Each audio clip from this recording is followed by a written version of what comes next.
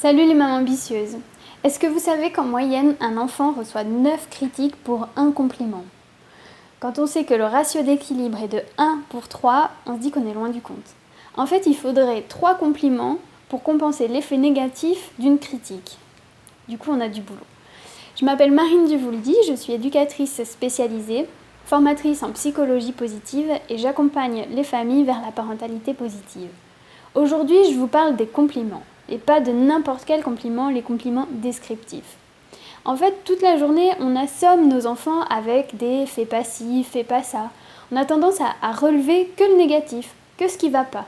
Et on ignore toutes les petites choses que les enfants font et qui sont positives.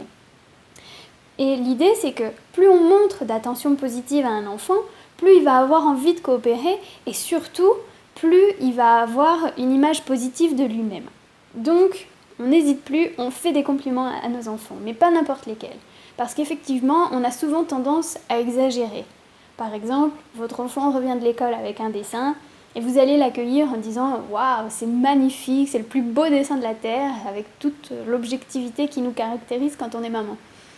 Du coup, l'idée, ça va être de changer un petit peu ça et de rentrer plutôt dans ce qu'on appelle les compliments descriptifs. C'est-à-dire que vous allez être précis et factuel. Donc il y a 3 étapes pour faire un bon compliment. La première chose, ça va être de changer votre regard et de remarquer toutes les petites choses positives que votre enfant fait, tous les petits pas. Donc on va essayer d'ignorer ou en tout cas ne pas mettre l'accent sur le négatif pour renforcer le positif. Ça va être le plus dur. La deuxième chose, ça va être d'expliquer les faits. Expliquer à votre enfant ce qu'il a fait de bien pour qu'il comprenne et qu'il ait envie de reproduire ce comportement. Et la troisième chose, c'est d'ajouter une qualité. Du coup, ça donnerait un compliment du genre je suis contente car aujourd'hui tu as rangé ta chambre et tu as été très organisée. Ça va être je te félicite parce qu'aujourd'hui tu as fait tes devoirs sans râler et c'était vraiment très agréable pour moi. Donc voilà, vous allez rentrer dans les faits, expliquer à votre enfant ce qu'il a fait de bien pour lui donner envie de reproduire ce comportement et surtout vous attacher aux choses positives, aux petits pas. Voilà, donc c'est votre mission.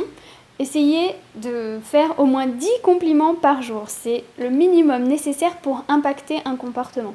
Du coup, vous avez du boulot.